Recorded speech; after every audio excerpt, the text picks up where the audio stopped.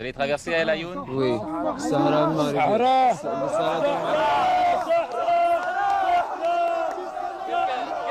Qu'est-ce que ça signifie?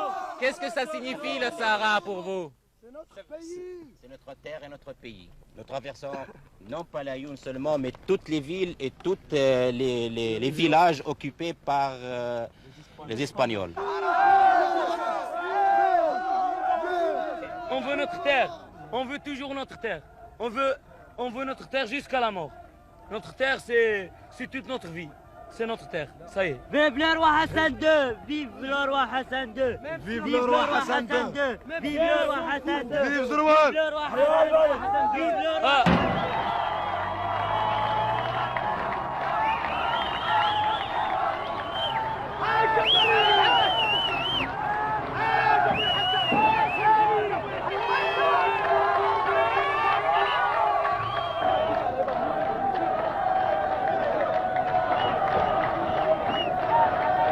À Marrakech, depuis 15 jours, chaque départ de convoi donne lieu à des scènes de ce genre et il en part plusieurs chaque jour.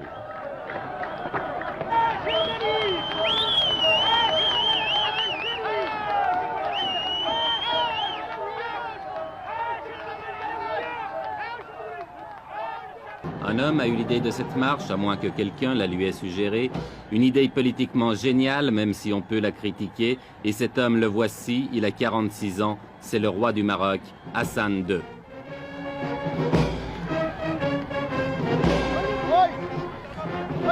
Avant le désert, un camp de transit a été installé à Agadir qui peut accueillir 30 000 personnes.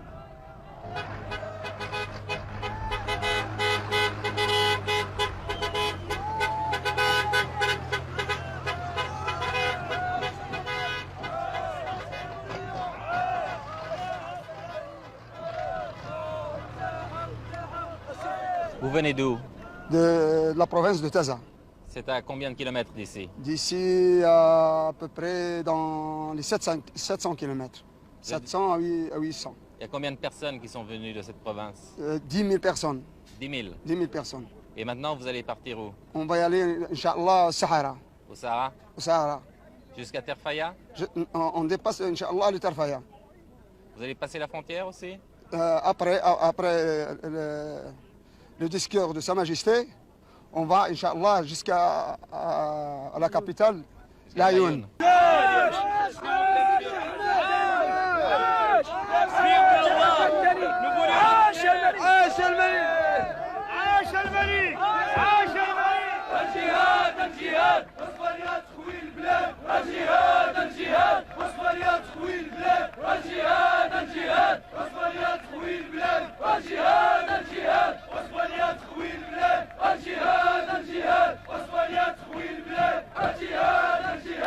Cela fait plus de 2 semaines maintenant que les premiers convois ont pris la route du sud.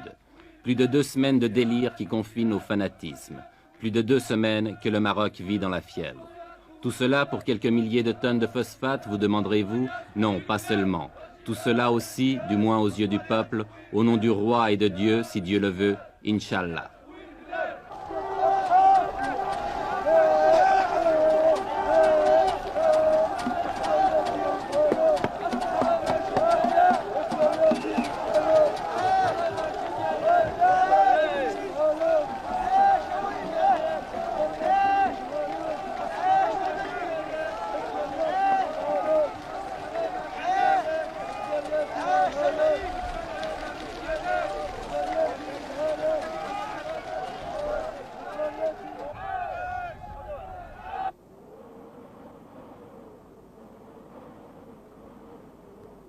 « 350 000 personnes lancées dans le désert affrontant les vents de sable, reconnaissons que cela ne s'était jamais vu. En deçà des considérations politiques qu'elle peut inspirer, la Marche verte offre le spectacle hallucinant d'une nation jetée dans l'aventure. Folie ou coup de bluff, impérialisme ou nationalisme, je l'ignore. Mais regardez ces images.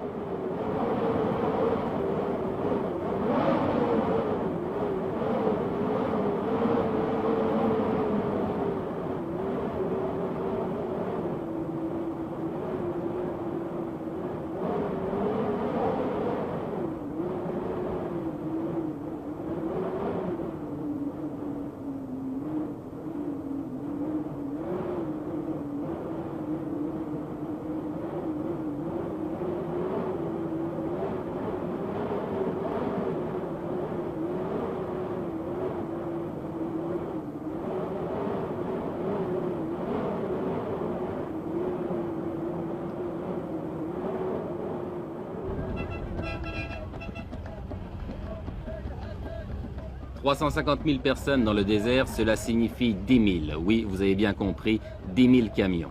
En une journée, ce sont 5 convois comme celui-ci que nous avons rencontré sur la route. Par mesure de sécurité et pour éviter un trop grand désordre, tous les arrêts s'effectuent en dehors des localités.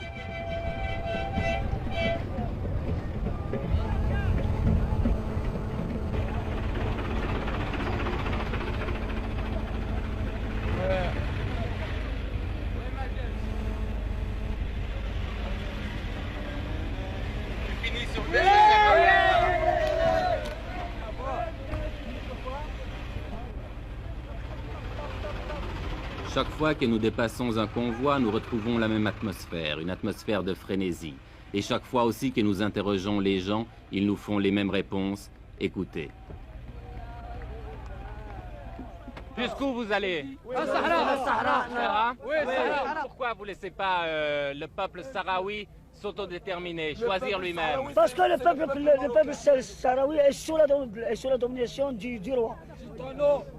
Eh ben, comme vous dites, c'est... Sahara, c'est à nous. Non. Pour être juste, les Sahara nous appartiennent. Et les Sahraouis, ce sont des Marocains pour vous? Oui, c'est ça.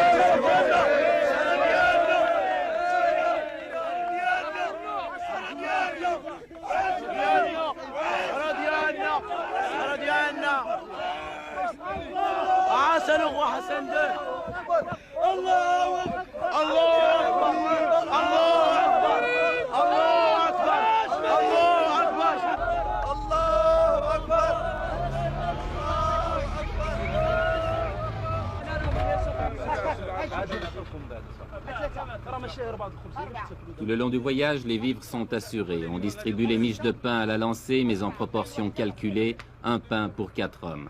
Le convoi se ravitaille donc, puis reprend la route.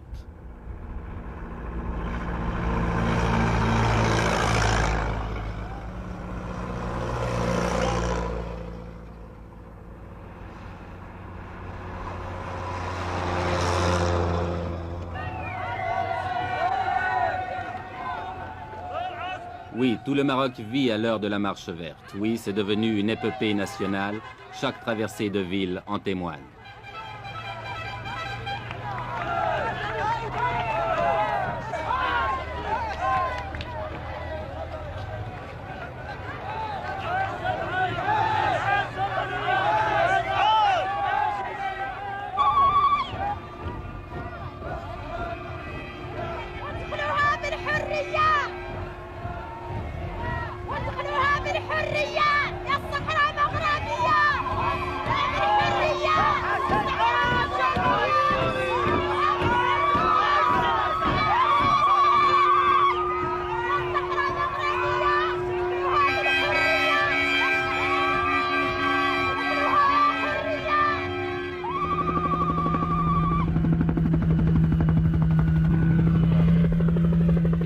C'est l'arrivée à l'extrême sud du Maroc, à côté d'une petite bourgade perdue dans le désert, où avait atterri autrefois l'avion de Saint-Exupéry, Tarfaya.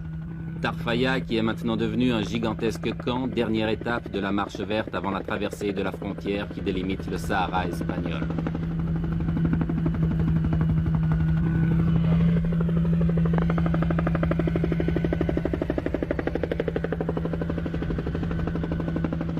Dans ces alignements de tentes et de camions, on s'est installé province par province. Et l'ambiance de ce campement le fait ressembler à un Woodstock du désert.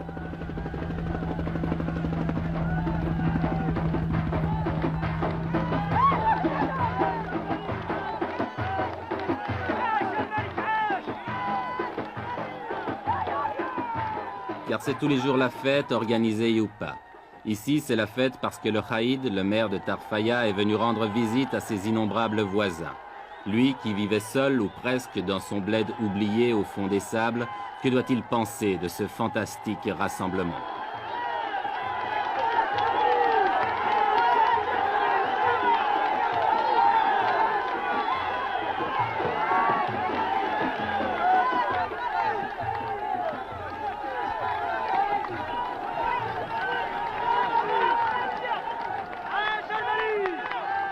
Avec une prodigieuse capacité d'adaptation, la foule s'est installée rapidement.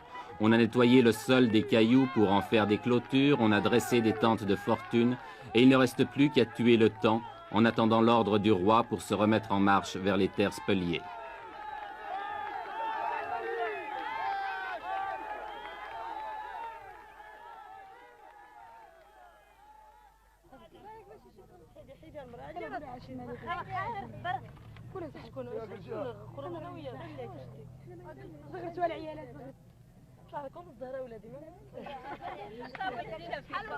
Les vivres sont distribués par les organisateurs, mais comme on n'est jamais si bien servi que par soi-même, on s'est mis à faire la cuisine, à frire les beignets, à faire bouillir le thé de menthe ou même à cuire le pain.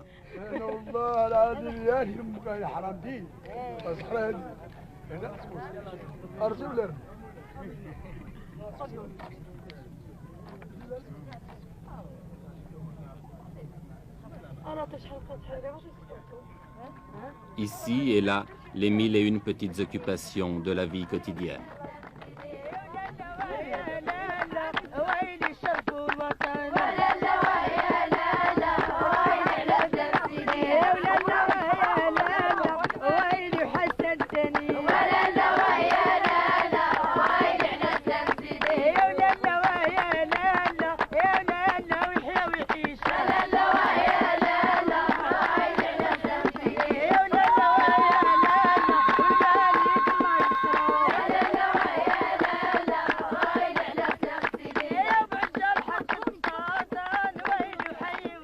On danse, tandis qu'à quelques kilomètres de là, on se prépare peut-être à la guerre. L'Espagne, depuis le week-end dernier, a tout à coup durci sa position et ne semble plus du tout disposée à laisser pénétrer la marche verte sur son territoire. Que va-t-il se passer? Mais qui se pose ici ce genre de questions?